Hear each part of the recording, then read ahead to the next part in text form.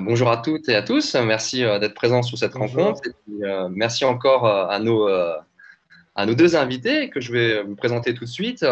Donc, Elie Alouche, agrégé d'histoire-géographie et qui travaille au ministère de l'Éducation en tant que directeur du projet dans la direction numérique et grand spécialiste, figure des humanités numériques. Donc, c'est vraiment un plaisir et un honneur pour nous, la MLF, de vous recevoir. Il est accompagné de Audrey Ledoux, que je connais bien, puisque c'est une collègue au lycée Victor Hugo de Florence en MLF. Elle est professeure de technologie et de physique. Et aujourd'hui, elle est présente parce qu'elle a construit un projet exemplaire, vraiment de collaboration, qui est issu de l'expérience et des besoins des professeurs, qui s'appelle Sac à dos. Alors, pour l'instant, Sac à dos concerne les mathématiques du CP à la terminale, mais si Audrey est présente, c'est pour montrer un projet collaboratif et surtout pour faire aussi un appel à participation, parce que pourquoi pas créer la même chose pour le français. Donc, à tous les enseignants de lettres qui sont présents, et pas seulement d'ailleurs, c'est un appel. Donc, je vais encore remercier nos deux invités. Moi, je vais parler très peu, je vais juste un peu introduire le cadre et l'esprit de cette rencontre, effectivement, qui va traiter des enjeux des humanités numériques. Alors, effectivement, le numérique a marqué un bouleversement anthropologique, c'est qu'il a révolutionné la représentation que l'homme a de lui-même, mais aussi les élèves, les professeurs, le citoyen, les parents. Nous sommes tous pris dans une mutation globale. Et les humanités numériques, justement, s'intéressent à ce phénomène, essayent de comprendre ce que veut dire, par exemple, je prends un titre d'exemple, que veut dire écrire, lire, penser, comprendre à l'ère du numérique. Les enjeux sont très concrets pour nous, les enseignants. C'est à quel point notre pédagogie est transformée, c'est-à-dire il faut maîtriser des instruments, il faut s'adapter à un nouveau public, à de nouvelles ressources. D'ailleurs, les ressources, elles sont maintenant nombreuses, presque indéfinies, donc c'est un enjeu pour nous de pouvoir sélectionner parmi toutes celles qui nous sont proposées. Et effectivement, les humanités sont primordiales dans cette approche du numérique parce qu'elles permettent d'avoir un esprit critique, elles permettent également, à défaut de donner les réponses, de se poser les bonnes questions. Et plus encore, il s'agit peut-être d'un patrimoine. Donc, comment transmettons-nous le patrimoine des humanités dans le numérique, par le numérique, et comment ce patrimoine permet de mener une réflexion fondamentale sur ce qui se passe aujourd'hui. Alors, l'enseignement à distance durant cette pandémie nous a mis face à de nouveaux défis, nous a ouvert beaucoup de questions, ce qui est le propre d'une crise, ou un moment où un tri se fait, une sélection se fait. Et le projet que Audrey vous présentera montre également ce que la crise produit de plus beau, c'est-à-dire une collaboration, un commun ensemble. Donc, pour finir cette courte présentation, l'école, à cet égard, et ça les humanités le soulignent, l'observent et y réfléchissent, est à la fois un laboratoire d'innovation. L'innovation qui doivent viser un progrès. L'innovation pour innover n'a pas de sens, mais chercher un progrès de l'élève, une progression du métier d'enseignant, une adaptation, mais elle est aussi un sanctuaire. Et je pense que cette rencontre, et donc je remercie encore Elie Alouche d'être présent, je pense que les humanités tiennent bien ces deux topos, j'allais dire, ces deux lieux qu'est l'école à la fois, c'est-à-dire un laboratoire d'expérimentation qui est traversé par le numérique, mais également un lieu de préservation et de transmission. Alors, je vais laisser la parole à Elie Alouche et ensuite à Audrey. Je vous remercie. Alors, je vais essayer de tenir un petit quart d'heure pour ne pas accaparer la parole, parce que en fait, mon objectif, c'est de vous montrer déjà d'où je parle, comme on dit, et puis quelles sont mes actions au ministère sur cette thématique, et globalement mes actions de travail avec la recherche, puisque en fait, c'est le cœur de mes missions au ministère, à la direction du numérique pour l'éducation. Donc, sur ma première présentation, sur mon premier visuel, vous avez déjà le travail avec la recherche. Comme je vous l'ai dit, c'est au cœur de mes missions. Donc, je travaille à la DNE, Direction du numérique pour l'éducation, dans un bureau qui s'occupe de l'innovation et de la recherche appliquée. Et l'un de mes travaux, l'une de mes actions, c'est de coordonner des groupes thématiques numériques, donc des groupes de chercheurs qui travaillent avec le terrain, donc qui sont dans une démarche de recherche-action et qui travaillent sur une durée de 2 ans. Donc, on a travaillé déjà sur la période 2017-2019 sur plusieurs thématiques, notamment les ressources, notamment l'appropriation par les enseignants et les pratiques des jeunes, pour donner quelques exemples. Et l'année dernière, on a lancé 12 nouveaux groupes thématiques numériques, dont la plupart, évidemment, travaillent sur ce qui se passe actuellement, c'est-à-dire sur les problématiques de distanciation et d'hybridation des pratiques. Et l'un d'entre eux travaille plus spécifiquement sur les humanités numériques. Donc, je vous ai mis sur ce visuel le lien vers notre carnet de recherche sur la plateforme Hypothèse, qui s'appelle Éducation numérique recherche, où vous aurez tous nos contenus, c'est-à-dire à la fois notre travail de veille scientifique et pédagogique sur ces thématiques, et puis évidemment les productions des groupes thématiques numériques. Alors, pour vous parler un petit peu de notre point de vue sur le numérique, en fait, on est face à ça, c'est-à-dire au fait qu'on a passé 3 stades depuis que l'informatique est à l'école. Le stade de l'informatique à l'école, on va dire depuis les années 70-80. Ensuite, de ce qu'on a appelé les TIS. Pendant plusieurs décennies, on parlait de TIS à l'école, technologie de l'information et de la communication pour l'éducation.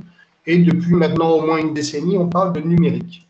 Et en fait, ce tournant, il a un sens pour moi, en tant qu'observateur et acteur. C'est qu'en fait, ce n'est pas seulement une question de vocabulaire, c'est qu'on est face à un tournant culturel que l'on peut documenter à partir de quelques travaux de recherche, notamment ceux de Louise Merzeau, qui était une médiologue qui nous a hélas quittés il y a quelques années, mais qui travaillait très, très étroitement avec les écoles et qui parlait de ce tournant, donc du passage de l'informatique au numérique. Et pour elle, clairement, c'était un tournant culturel, c'est que le numérique devenait une culture, et pas seulement une addition d'outils, une addition d'équipements ou d'infrastructures, mais qu'on était face à un tournant culturel. Alors, le point de vue de Louise Merzeau était précieux, bien sûr, parce que, comme je vous l'ai dit, elle travaillait de près avec les écoles, notamment avec les professeurs documentalistes. Mais c'est un point de vue qui est partagé aussi par Milad Douéhi, qui a écrit un livre là-dessus, l'humanisme numérique, et qui était aussi face à ce même constat. C'est qu'aujourd'hui, quand on parle de numérique, c'est qu'on parle d'une culture contemporaine. Et Louise Merzeau parlait aussi d'un milieu, c'est-à-dire c'est quelque chose qui est en même temps façonné par les usagers. C'est un aller-retour entre l'environnement qui est face à nous, mais aussi ce qu'on en fait au quotidien. Donc, c'est important d'avoir ça en tête pour bien comprendre de quel point de vue je vais parler. Alors, l'un des défis aujourd'hui avec le numérique, c'est bien sûr ce qu'on appelle la mise en données. C'est que la plupart de nos savoirs, aujourd'hui, sont des données numériques, soit nativement, soit des données numérisées. Je pense notamment au corpus, aux bibliothèques, au patrimoine, comme a dit Nicolas tout à l'heure. Et en fait, ça, c'est vraiment un élément central dans le défi actuel, à la fois pour les enseignants et pour les chercheurs, qu'on peut qualifier de mise en données du monde. Par contre, il faut se méfier du mot dématérialisation qu'on utilise parfois. Et en fait, comme l'a rappelé Bruno Latour à plusieurs reprises, on est plutôt face à une rematérialisation des objets de savoir, des instruments de savoir. Puisqu'en fait, comme vous le savez sans doute, le numérique est très matériel, à la fois dans les instruments utilisés, puis aussi dans la façon dont on stocke les données, les informations. Donc, c'est l'un des défis à la fois pour les enseignants et les chercheurs. Ce défi de mise en données, en fait, il caractérise ce phénomène que vous avez sur cette diapo, c'est-à-dire le fait que la plupart de nos savoirs deviennent des données numériques. Donc là, je vous présente une définition simple de la donnée, qui est la représentation d'une information. On pourrait être plus précis en parlant d'inscription d'une information. Ça illustre bien le caractère matériel aussi des données. Et vous avez évidemment face à cette mise en données le fait qu'on est dans une continuité. C'est que les chercheurs et les enseignants ont leurs instruments habituels, on va dire, traditionnels, le livre, le papier, etc., mais qui sont dans ce tournant de mise en données des savoirs et de la culture. Alors par contre, il faut aussi se méfier du lien peut-être trop immédiat qu'on tisse parfois entre l'accès aux données, l'accès aux informations et l'accès au savoir. Il n'y a pas d'immédiateté. Et c'est vraiment tout le défi du monde de la recherche et de l'éducation, de bien montrer que pour franchir ces différents paliers qui vont des données au savoir, aux compétences, ben, c'est tout le travail en fait de médiation des éducateurs, des enseignants, des chercheurs. Hein. C'est pour ça que la figure de la pyramide, je pense qu'elle est assez parlante. C'est qu'en fait, il n'y a pas d'immédiateté entre la mise en données, qu'on appelle aussi le big data, le fait qu'on est face à des données massives aujourd'hui, de plus en plus massives. On est face à une augmentation quasi exponentielle des données. Et puis, évidemment, la mission de l'école et de l'université, c'est-à-dire la diffusion des savoirs, la diffusion de la culture. Les humanités numériques nous rappellent aussi qu'on est sur un temps long. C'est-à-dire qu'en fait, la généalogie des humanités, comme l'a un peu dit Nicolas en introduction, c'est un temps long. Hein, ça ne date pas d'hier. Mais par contre, c'est pour bien montrer qu'on est dans quelque chose qui s'inscrit dans une longue durée, qui remonte en fait à la façon dont les savoirs ont été transmis depuis les origines, on va dire, depuis les temps de l'oralité, avec ensuite l'invention de l'écriture, l'invention de l'imprimerie, et avec le numérique, on est dans cette continuité, la façon dont les humains, on va dire, inscrivent leurs savoirs, transmettent les savoirs et les conservent, bien sûr. Hein. Donc ici, c'est vraiment évidemment l'évolution du livre qui incarne le mieux ça. Et on peut dire que le livre, tel qu'il est aujourd'hui recomposé avec le numérique, est vraiment l'objet qui incarne le mieux hein, les humanités telles qu'elles se transforment actuellement. Alors, à quoi correspondent les humanités hein? Si on résume un petit peu, on va dire qu'il y a trois blocs hein, dans les humanités. Il y a d'abord les fondements de notre culture, avec évidemment notre héritage, l'héritage classique. Hein, c'est vraiment l'origine du terme humanité, hein, humanitas. C'est la culture classique gréco-romaine. L'humanisme, évidemment, de la Renaissance. Les Lumières, avec les fondements de la citoyenneté contemporaine, et puis évidemment l'école républicaine. C'est ça vraiment qui sont les piliers de ce qu'on appelle les humanités. Une série de valeurs, bien sûr, et c'est important, je pense, pour les pratiques actuelles, et je pense que ça parle à beaucoup d'enseignants et de chercheurs, c'est que je pense qu'il faut entrer par ces valeurs, parce qu'en fait, ce n'est pas les outils en eux-mêmes hein, qui font les pratiques, qui font l'intérêt de leur utilisation, c'est vraiment quelles valeurs on met au centre de ces pratiques, à commencer bien sûr par la diffusion des savoirs et de la culture, l'écriture, le livre, le patrimoine. Le socle, on va dire, d'origine des humanités, les lettres, les arts, les sciences humaines et sociales. C'est comme ça qu'en tout cas que dans l'enseignement supérieur, le terme humanité est entendu. Par contre, et c'est pour ça que je l'ai rajouté au bas de la diapo, ce sont des bases pour un dialogue interdisciplinaire. En fait, ce ne sont pas des bases exclusives. Les humanités numériques invitent à un dialogue sur justement le défi que représente cette mise en données des savoirs et le fait que les instruments changent pour produire les savoirs et pour les diffuser. Les humanités numériques, en fait, dans le monde francophone, elles ont au moins une décennie maintenant. Nous sommes en 2021, le manifeste des humanités numériques date de 2010. Il est né évidemment dans le monde de la recherche. Et il invite encore, hein, puisque je pense que c'est la meilleure définition qu'on peut donner, à un dialogue interdisciplinaire des recherches en sciences humaines et sociales au niveau des outils, des méthodes, des objets d'étude et des modes de communication. C'est vraiment, je pense que si on devait définir d'un mot les humanités numériques, c'est le dialogue. C'est-à-dire comment les praticiens échangent entre eux. Je crois qu'il y a un micro qui est ouvert, si vous pouvez l'éteindre, ça fait un peu d'écho. Voilà. Peut-être Audrey, je ne sais pas. Merci de couper votre micro, ça évitera. Merci. Voilà, donc en fait, si on date les humanités numériques dans le monde du supérieur, c'est le manifeste de 2010. Hein, et puis par la suite, évidemment, il y a eu beaucoup de textes, d'ouvrages, d'articles qui ont été publiés. J'y reviendrai à la fin de ma présentation. Alors bien sûr, ce qui nous intéresse, c'est quelles applications pédagogiques. Comment ça se traduit dans le monde de l'éducation. Et c'est l'une des missions de notre groupe thématique sur les humanités numériques, de réfléchir à ce côté application dans l'éducation. Alors bien sûr, il y a une phrase du manifeste de 2010 qui fait écho, c'est le fait que les pratiques numériques sont appelées à devenir une compétence collective et transdisciplinaire. Donc je pense que c'est un élément essentiel, c'est qu'en fait, les équipes éducatives, de plus en plus, et on l'a bien vu pendant la crise sanitaire, on l'a bien vu notamment dans les phénomènes d'entraide, d'échange entre pairs, etc., à travailler cette compétence de façon dialoguée, inter- et transdisciplinaire. Alors, ça ne veut pas dire que les disciplines disparaissent, mais ça veut dire qu'il y a des pratiques qui circulent entre les disciplines. Hein. Et actuellement, évidemment, on est face à une hybridation forcée des pratiques. C'est évident que ce sont des terrains de dialogue, hein, de telles pratiques, entre les disciplines, et j'irai même plus loin, entre les professions liées à l'éducation et à la recherche. Je pense notamment aux métiers de la documentation, du patrimoine, etc. Donc c'est vraiment le dialogue autour d'une compétence collective qui se développe. L'un des débouchés aussi majeurs sur lequel on pourra échanger si vous le souhaitez, c'est ce qu'on appelle les communs de la connaissance. C'est-à-dire que de plus en plus, les communautés de praticiens sont amenés à travailler sur des biens communs.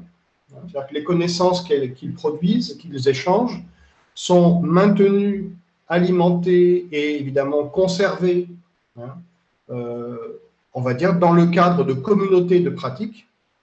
Et en fait, c'est vraiment une notion, d'ailleurs Louise Meursault a fortement travaillé sur cette notion-là, de commun de la connaissance, pour que les communautés de pratiques aient un débouché, on va dire, visible pour tous les praticiens qui sont les communs de la connaissance. L'un des exemples évidemment typiques de communs de la connaissance, c'est bien sûr les contenus de Wikipédia. L'un des débouchés aussi, c'est de travailler différemment les compétences, de travailler aussi différemment les compétences, quelles que soient les disciplines, à travers la notion de portfolio. Alors, portfolio, vous connaissez sans doute ce terme, hein, c'est un terme qui est un peu, on va dire, transversal dans beaucoup de communautés professionnelles. C'est le fait de travailler ces compétences en produisant, en faisant, pour aller vite. C'est ce qu'on appelle l'âge du faire, hein, pour faire un jeu de mots facile. C'est qu'en fait, en invitant d'abord à la pratique, à l'apprentissage par la pratique, et le portfolio, évidemment, c'est un dossier de production. Ça peut être aussi bien au niveau des élèves qu'au niveau des enseignants, qu'au niveau des formateurs ou des chercheurs, pour inviter à déjà partager ces productions, et puis aussi, dans un but scolaire, on va dire, être évalué sur ces productions. Donc, c'est une façon, on va dire, de faire en sorte qu'on soit vraiment dans la pratique du numérique, qui est, à mon avis, la meilleure formation possible. Alors, l'un des débouchés aussi qui parle à tous les, on va dire, aux professeurs de lettres, pour aller vite, hein, mais c'est une pratique qui peut aller bien au-delà des professeurs de lettres, c'est toutes les pratiques d'écriture, d'annotation. On va dire que le numérique a démontré depuis plusieurs années, alors là, vous avez en source un article que j'avais écrit là-dessus, des potentialités pour annoter les documents, pour les annoter différemment, on va dire de façon évolutive et de façon partagée, bien sûr. C'est le fait qu'aujourd'hui, le numérique, on va dire, décuple les capacités d'écriture, d'annotation et de partage d'écriture.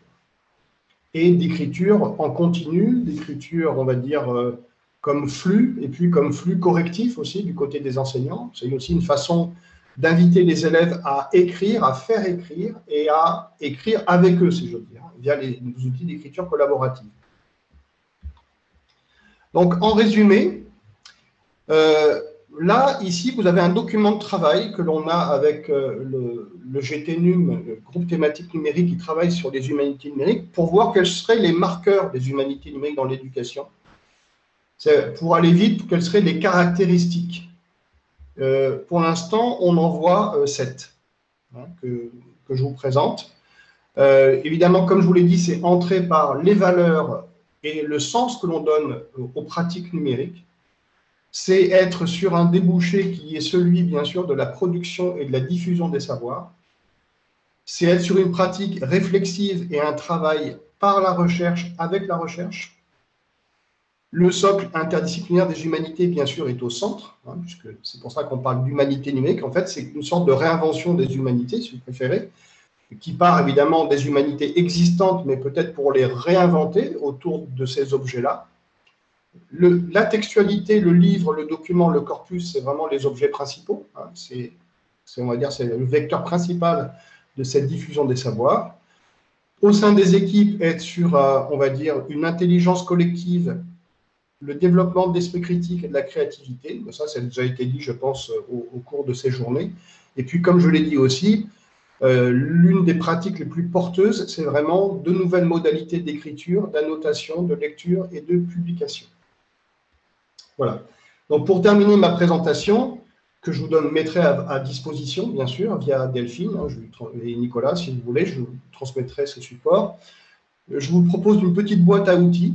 Alors, il y a quelques années, on a organisé au ministère une formation au PNF, donc au Plan national de formation sur ce thème. Donc là, vous avez tous les contenus. Sur Twitter, donc, on a bien sûr les hashtags Humanité numérique et GTNUM-HN Éducation pour que vous puissiez suivre toutes les activités du groupe. On a bien sûr le carnet dont je vous ai parlé de recherche qui vous donne aussi le fil d'activité des groupes. Et puis, quelques ressources, on va dire, pour que vous puissiez vous familiariser avec ce champ d'études. Donc, un parcours de lecture, un petit répertoire de vocabulaire et puis une veille bibliographique qui maintenant devient assez volumineuse puisqu'on en est à plusieurs milliers de publications, mais c'est pour vous montrer que c'est un champ très vivant. Actuellement, je crois que dans ma veille, j'en suis à peu près 8000 publications, donc c'est pour vous montrer que voilà, c'est tout le sens qu'on peut donner aux humanités numériques, c'est vraiment le dialogue, les échanges de pratiques, et c'est quelque chose évidemment qui a un sens d'autant plus fort dans le monde de l'éducation. Je vous remercie. Merci beaucoup pour cet exposé clair et toutes ces ressources. Merci beaucoup, Elie Alouche.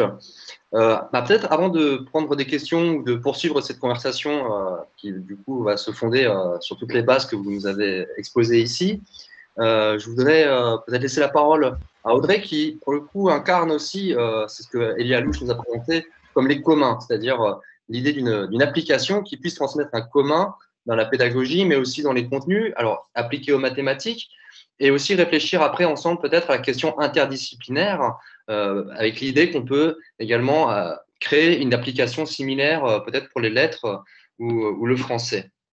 Alors Audrey, je te laisse la parole. Alors donc, cette plateforme a vu le jour donc, pendant la pandémie, suite aux besoins de 2 enseignants de mathématiques d'un outil dont l'usage a été catalysé par la mise en place et a pris tout son sens durant la mise en place de l'enseignement à distance. Le but était donc d'associer la validation des savoir-faire de mathématiques, mais vous verrez que le concept est extensible à d'autres matières et je vous invite à réfléchir puisque la plateforme n'en est qu'à ses débuts, associer donc la validation de ces savoir-faire au suivi vraiment individuel, précis des élèves et le tout en adéquation vraiment parfaite avec le programme du bulletin officiel. Et de là, on a émergé un concept didactique qui est la mise en place d'exercices à variables didactiques aléatoires, donc on va voir ce que c'est, pour valider des savoir-faire et donc travailler des compétences. Donc, on va voir ce que c'est. Donc, chaque exercice a été placé, donc, tous les thèmes du bulletin officiel ont été pris, avec dans ces thèmes les attendus, déclinés, et à l'intérieur, chaque exercice a été placé par savoir-faire afin de travailler de manière vraiment ciblée chacun d'entre eux. Donc voilà comment ça marche. Ça est présenté. Donc il y a une clarté vraiment du contrat didactique. Et pour chaque exercice, on a une consigne proposée avec une variable. Ici, c'est un nombre, mais pour le français, par exemple, ça pourrait être un mot.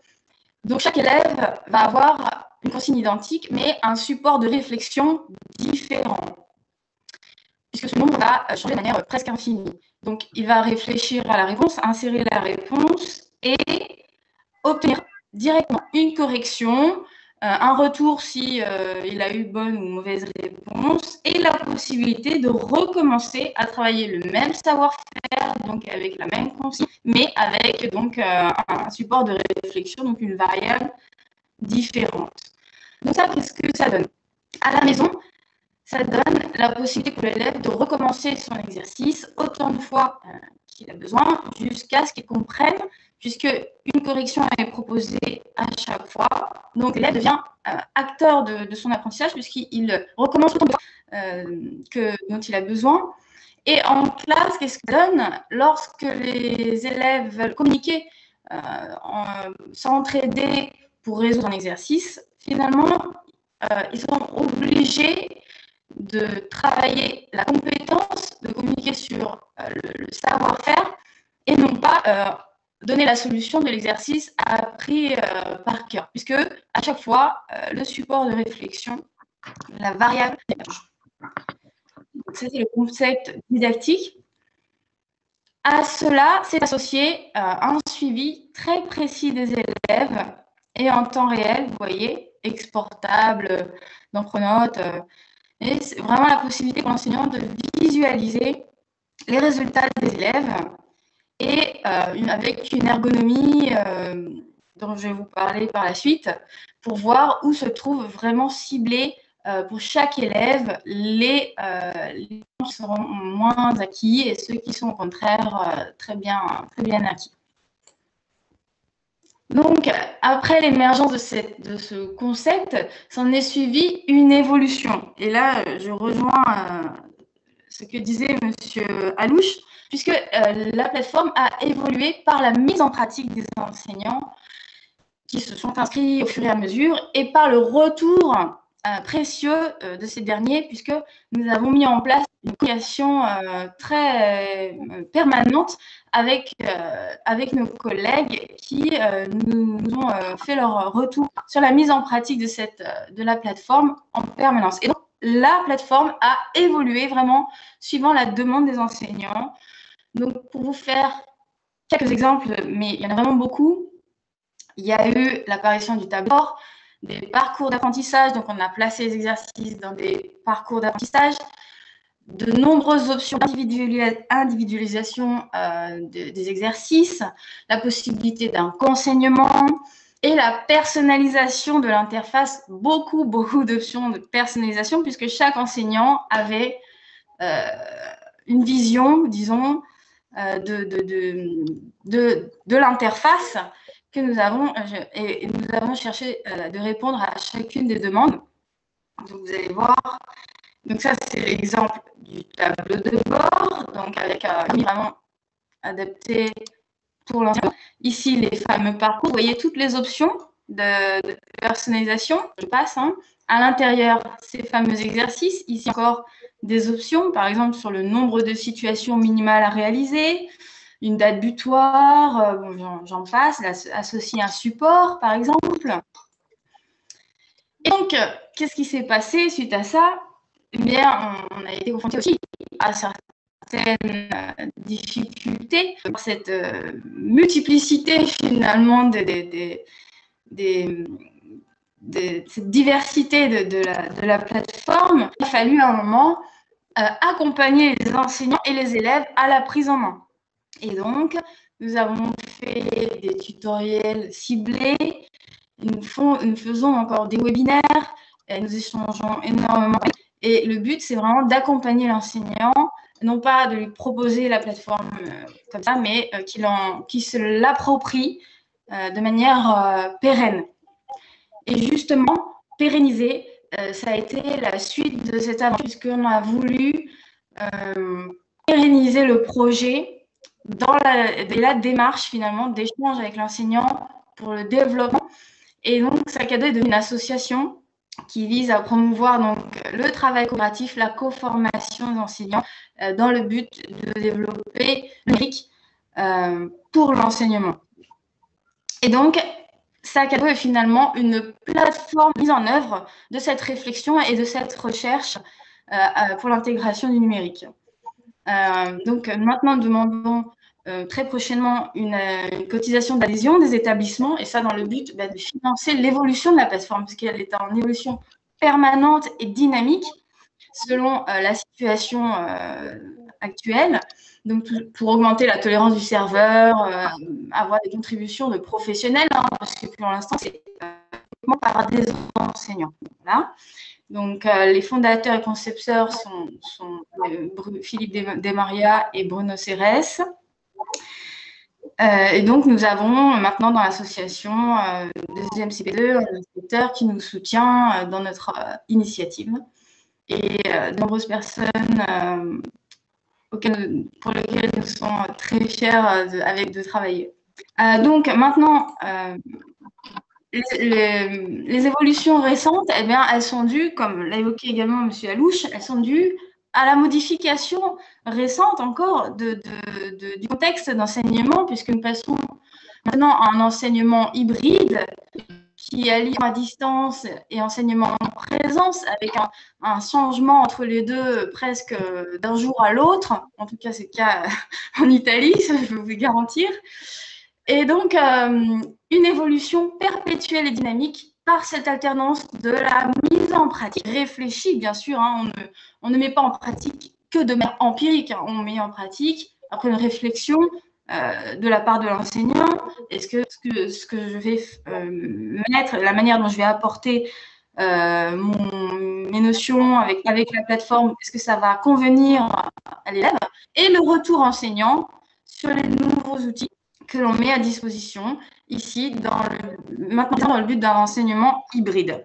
Et donc, le but, c'est pas de créer à chaque fois un nouvel outil qui répond à une nouvelle situation, qui demanderait une nouvelle adaptation, hein, mais vraiment de faire évoluer la plateforme avec la situation, avec le contexte, et ça par la collaboration.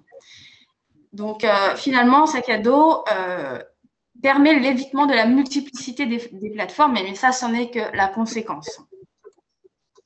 Et donc, voilà, maintenant, on propose, en plus de ces exercices à variables aléatoires, de nombreux outils pédagogiques. Hein, ça me rappelle un petit peu la rematérialisation dont parlait M.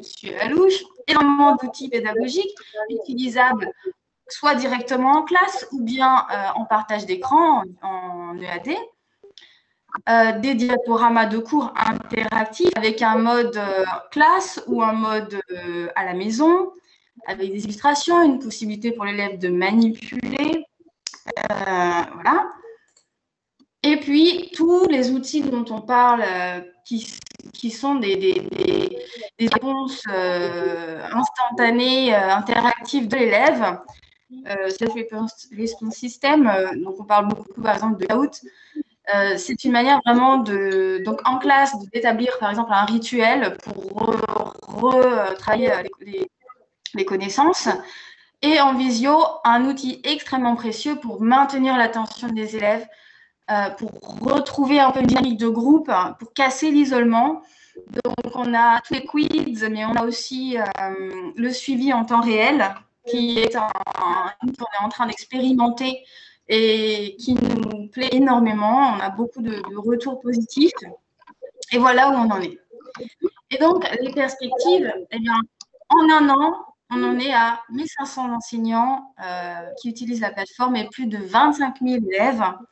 Et pour demain, on a véritablement la volonté d'étendre ce concept et cette initiative aux autres matières, et c'est ce que vous disiez, M. Léger, surtout le français, en gardant donc ce processus de développement qui est celui de trouver une philosophie, un concept didactique numérique, puis l'évolution par la mise en œuvre et le retour enseignant, et la formation des pairs pour justement consolider finalement ce retour enseignant. C'est indispensable.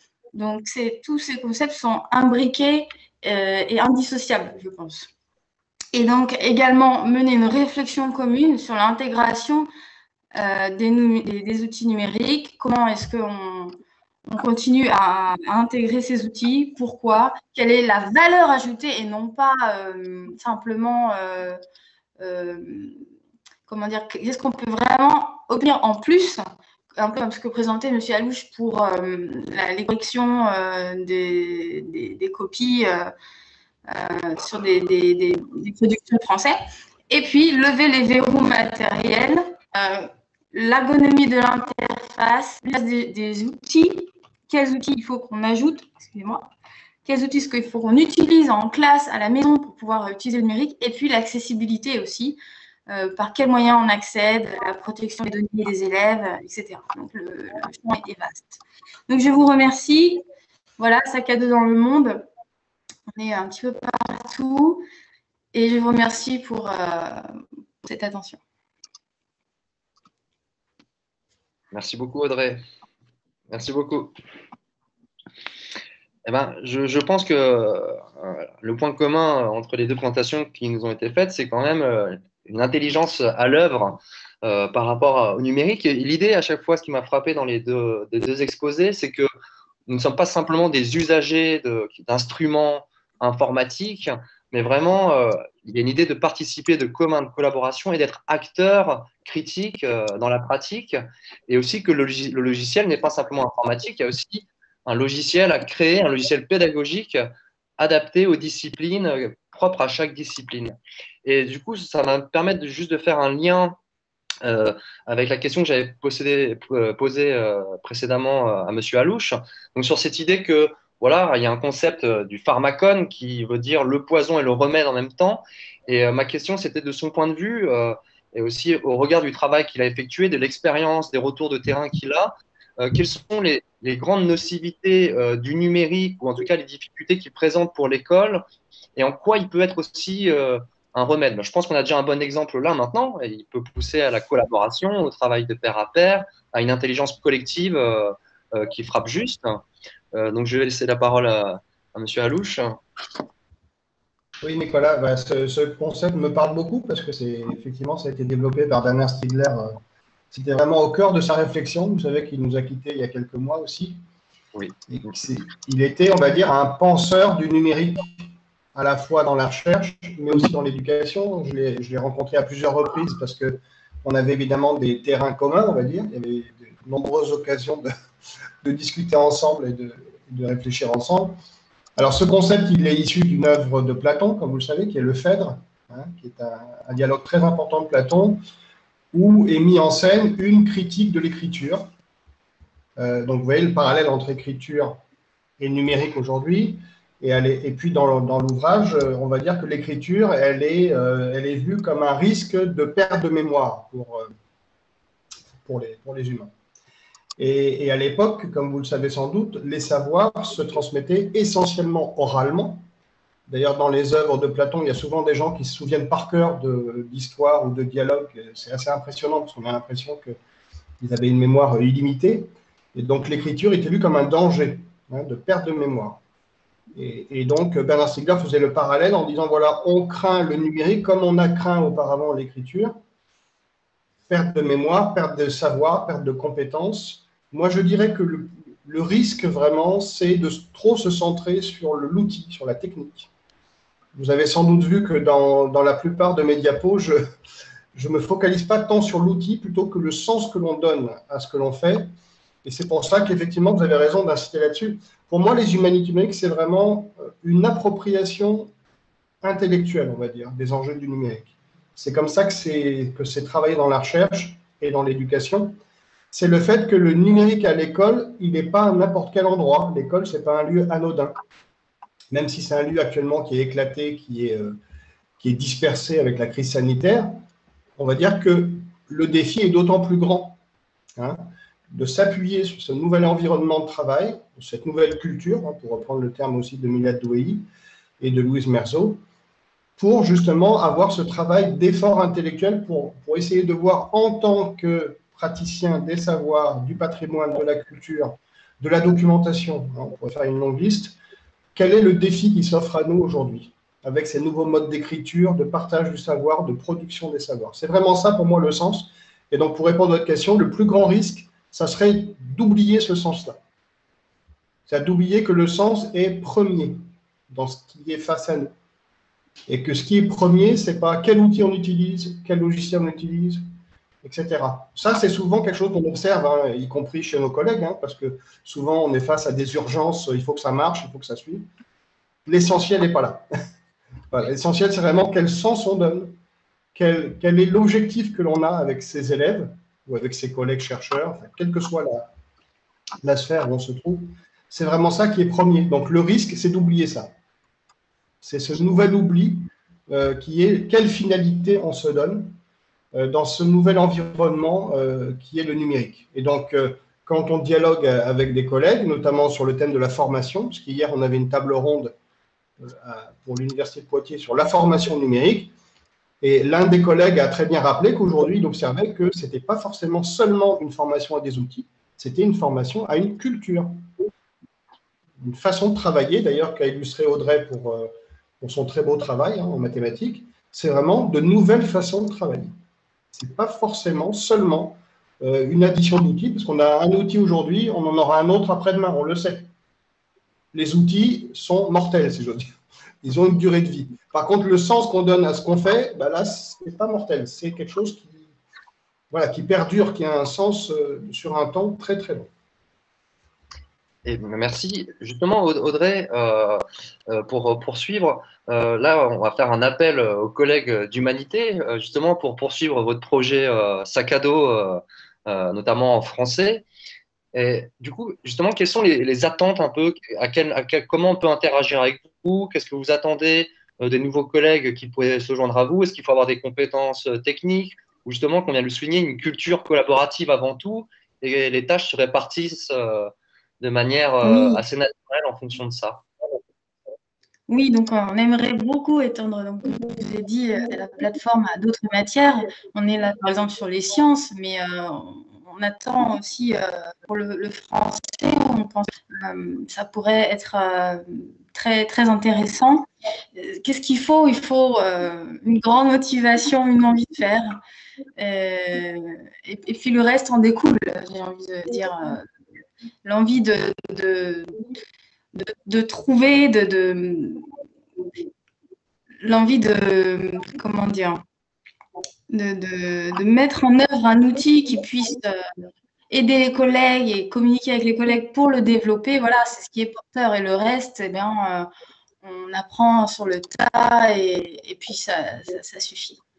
Donc voilà, s'il y a des collègues qui ont déjà une vision de comment est-ce qu'on pourrait apporter comment est-ce qu'on pourrait développer le français par l'usage du numérique, comme le disait Monsieur Alouche, qu'est-ce que vraiment le numérique pourra apporter dans l'apprentissage de l'élève. Voilà, s'il y en a qui ont des idées comme ça, n'hésitez pas à nous contacter. Donc je vais vous remettre l'adresse mail dans le chat. Et c'est avec plaisir qu'on discutera ensemble. Alors, je ne sais pas s'il y a des questions. De toute façon, je pense que nos intervenants aussi sont disponibles. Hein. Il y a leur mail. Est-ce qu'il y a des questions à poser directement à nos intervenants? C'est Yael Boublil, je suis désolée, je vous embête, dans le chat.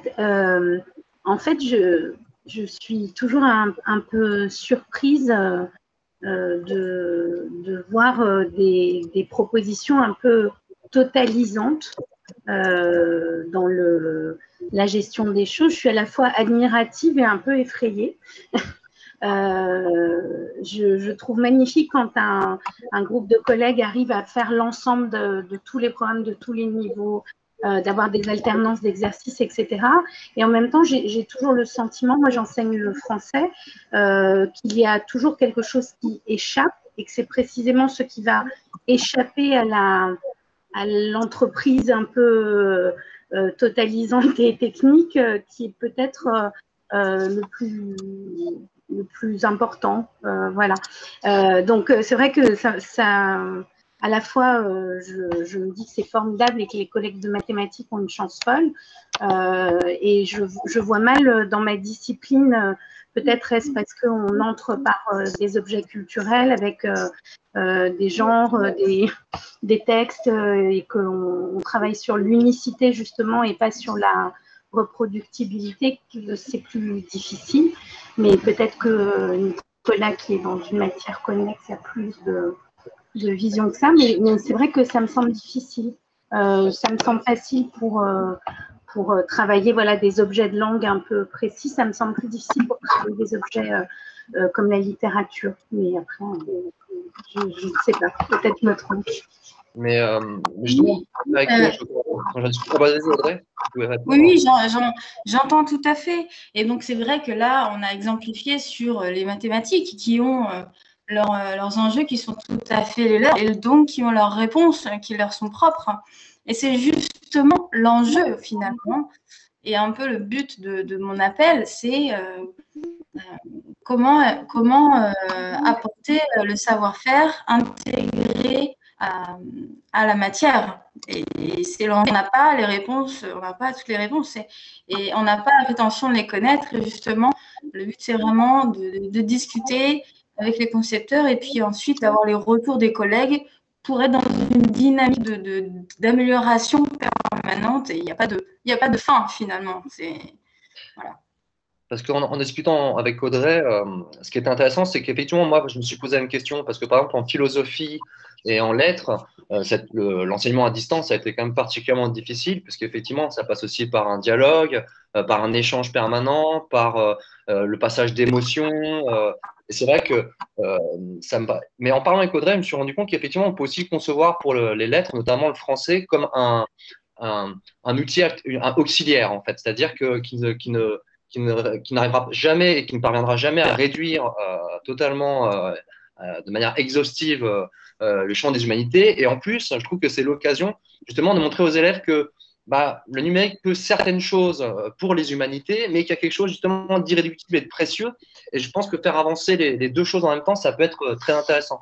Moi, c'est un peu ce que j'observais en philo, parce que finalement, il y a eu un effet de clair-obscur. Les élèves se sont rendus compte que le cours en classe en philo fonctionnait bien plus facilement que le cours à distance. Et ils ont presque découvert l'essence du dialogue philosophique au moment du distanciel, alors que quand on faisait en classe, ils ne s'en rendaient pas compte.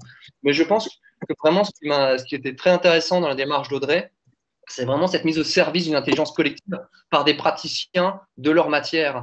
Et il y a presque une curiosité qui se dessine quand elle propose le projet, de se dire mais qu'est-ce que ça se fait au moment où les profs de français mettraient la main à la pâte. Parce que c'est vrai que après le paradigme informatique, le paradigme mathématique, et comme ça, a priori, je me souviens qu'il y avait le projet Voltaire et qu'il y avait quand même ses limites. La répétition de l'exercice de grammaire avait aussi ses limites.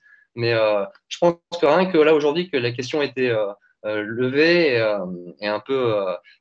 c'est intéressant. Je pense que c'est aussi une réflexion à mener. Et je ne sais pas d'ailleurs, Elie Alouche, sur la formalisation numérique ou les usages numériques par rapport à la littérature. Oui, c'est un point très important d'ailleurs qui, pour moi, c'est une des préoccupations actuelles parce que, en fait, ce qui se passe, c'est que dans le monde de la recherche en humanité, actuellement, il y a une montée en puissance de la mise en ligne de corpus. Voilà, donc de fonds, de manuscrits d'écrivains, de fonds documentaires en tout genre, etc. Mais qui sont considérables et qui sont un défi pour les chercheurs, parce que d'abord, ça demande un énorme travail de mise en données de ces corpus, donc de numérisation, de traitement, d'encodage des corpus. Mais ce qu'on constate, c'est que souvent, les corpus qui sont en ligne ne rencontrent pas leurs principaux usagers, c'est-à-dire à savoir les enseignants, les élèves, tous ceux qui vont travailler sur ces corpus. Moi, je pense qu'un des grands défis dans les années à venir, ça sera de mettre en rencontre ces deux dynamiques, c'est-à-dire la montée des pratiques numériques dans l'éducation et la mise en ligne de corpus littéraires, philosophiques, tout ce que vous voulez, qui sont de plus en plus importants, mais qui sont souvent méconnus ou sous-utilisés par les principaux utilisateurs potentiels, c'est-à-dire les enseignants, tous ceux qui s'intéressent à ces contenus. Et je pense aussi, bien sûr, à l'histoire. Il y a eu beaucoup de travail qui s'est fait au moment du centenaire de la Grande Guerre, notamment sur les testaments de poilus, par exemple, ou sur les monuments aux morts. Et là, forcément, qui est directement concerné par cette mise en ligne des corpus? Les enseignants et leurs élèves. Donc ça, c'est quelque chose qu'il faut suivre attentivement, à mon avis, mais ça suppose de la part des collègues, évidemment, de la curiosité, d'aller fouiller, d'aller chercher, et ça suppose aussi de la part des chercheurs le fait de s'adresser aussi aux communautés éducatives, qui sont vraiment des utilisateurs, on va dire, privilégiés, on va dire, naturels. Je pense que pour le coup, le mot de la fin, ça sera celui-ci, ça sera quand même un éloge ou un plaidoyer en faveur de l'interdisciplinarité entre les chercheurs et les enseignants du second et du premier degré, mais également entre les disciplines, notamment la SNT, la nouvelle matière en seconde, est une occasion en or pour les collègues de philosophie et de lettres de se joindre à leurs collègues de technologie ou de mathématiques, ne serait-ce que pour développer les exemples qu'on fait en classe. Moi, j'ai vu énormément d'ateliers très intéressants sur l'usage des imaginaires, de la science-fiction, de l'écrit pour penser de manière intelligente et critique le numérique. Et je pense qu'aussi, c'est très important pour nous justement de rencontrer les démarches comme Audrey a pu la présenter, c'est-à-dire mettre un peu les mains dans le moteur et voir ce que ça veut dire coder, voir quelles sont les limites, parce que je pense que la réflexion après n'en est que plus fructueuse. Ben, je remercie encore nos deux invités, vraiment pour leur prestation, leur enthousiasme et les réflexions qu'ils ont ouvertes. Et je vous remercie aussi surtout tous les participants qui étaient encore présents ce soir. Merci à vous toutes et tous. En vous souhaitant salutations aux collègues et à très bientôt.